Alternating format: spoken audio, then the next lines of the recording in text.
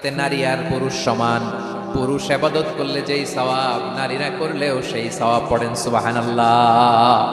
That means women has been given extra attention in this world. Subhanallah. How sensible Islam is and how lucky we are. আমরা কত lucky. নারীদের প্রতিনিধি উম্মে সালামা বলার সাথে সাথে তাদেরকে খুশি করার জন্য আল্লাহ পুরুষবাচক শব্দের পাশাপাশি নারীবাচক শব্দ দিয়ে একটা গোটা আয়াত নাযিল করেছেন। পড়েন সুবহানাল্লাহ।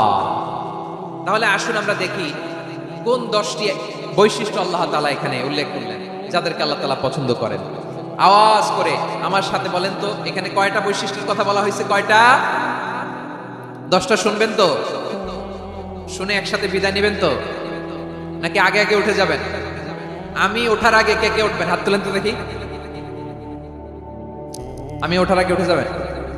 ভুলে তুলছে না? আচ্ছা, ঠিক আছে ঠিক আছে। শান্ত হইতে হবে, শান্ত হয়ে বসুন আর আমার কথা শুনুন আমার প্রিয় ভাইরা। তাহলে যে 10টি বৈশিষ্ট্য আল্লাহ তাআলা পছন্দ করেন যে ইমানদার বান্দাদের মধ্যে থাক, তার এক নাম্বার হচ্ছে আল্লাহ তাআলা বলছেন ইন্নাল মুসলিমিনা ওয়াল মুসলিমাতি, নিশ্চয়ই মুসলিম পুরুষ এবং নারী।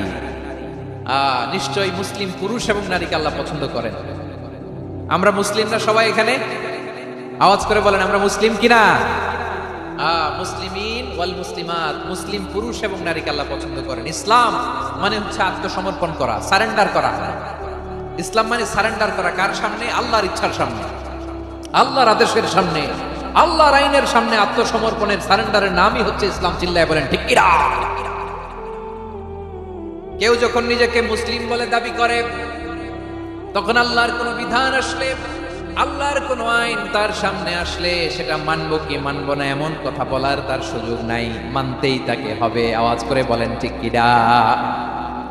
আয়াতের পরে আল্লাহ বলছেন ওয়ামা কানা লি মুমিনিন ওয়ালা মুমিনাতিন ইযা কাদাল্লাহু ওয়া রাসূলুহু আমরান আন ইয়াকুনা লাহুমুল খিয়ারাতু মিন আমরিহিম। আল্লাহর পক্ষ থেকে কোন বিশ্বাসী নারী পুরুষের সামনে যখন কোনো বিধান আসে, কোনো আইন আসে, তখন সে আইন সে মানবে না এমন কোনো অপশন তার নাই। মানলেও হবে, না মানলেও হবে এমন কোনো অপশন আছে নাকি বলেন? এমন কোনো অপশন নাই। আল্লাহর আদেশ আসার সাথে সাথেই সেটার সামনে আমরা সারেন্ডার। ঠিক কিনা বলেন? আল্লাহর আদেশ আসলেই সারেন্ডার, আল্লাহর কথা আসলেই সারেন্ডার। এখানে আমার কথা চলবে? প্রিয় ময়মনসিংহবাসী আওয়াজ করে বলেন আল্লাহর আদেশের সামনে আমার নিজের কোনো ইচ্ছা আছে? আমার কোনো কথা আছে? যারা আল্লাহর আদেশের সামনে নিজেকে সঁপে দেয়, যারা আল্লাহ